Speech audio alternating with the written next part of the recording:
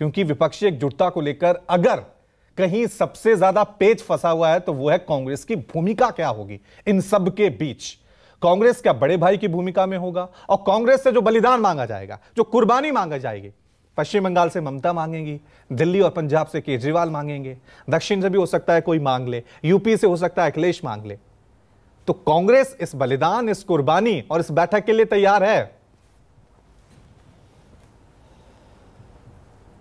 रवि भाई, हम लोग जो ये मीटिंग 23 तारीख को कर रहे हैं पटना में, ये एक ऐसा गुलदस्ता बनाने की हम लोग तैयारी कर रहे हैं जिसमें भांति भांति तरीके के फूल होंगे। सिर्फ 2 तरीके के फूल वहाँ नहीं होंगे। एक ऐसा फूल जो संविधान विरोधी है और दूसरा ऐसा फूल जो सामाजिक ताना बाना, जो गंगा जमुनी तहजीब हिंदुस्तान की है, उसका जो लोग विरोध करते हैं। बस इस 2 तरीके के फूल उस दिन आपको नहीं दिखेंगे।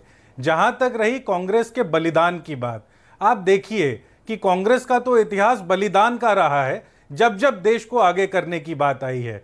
और किसी भी विपक्षी दल को जो कांग्रेस से समस्या आ रही है उसके पीछे की वजह में जाते हैं हम लोग। रवि भाई, कांग्रेस एकमात्र ऐसा संगठन है इस देश के अंदर जो अटक से लेकर कटक तक और कश्मीर से लेकर कन्याकुमारी तक हर बूथ पर चुनाव लड़ता है। ऐसा कोई और संगठन नहीं।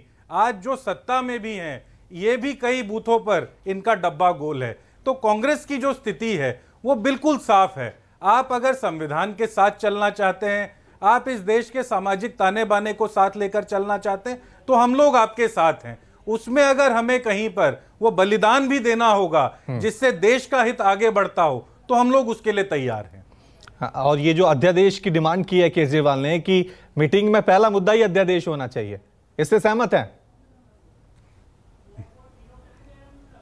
रवि भाई, 23 तारीख की जो मीटिंग है वो इस अध्यादेश के लिए नहीं है।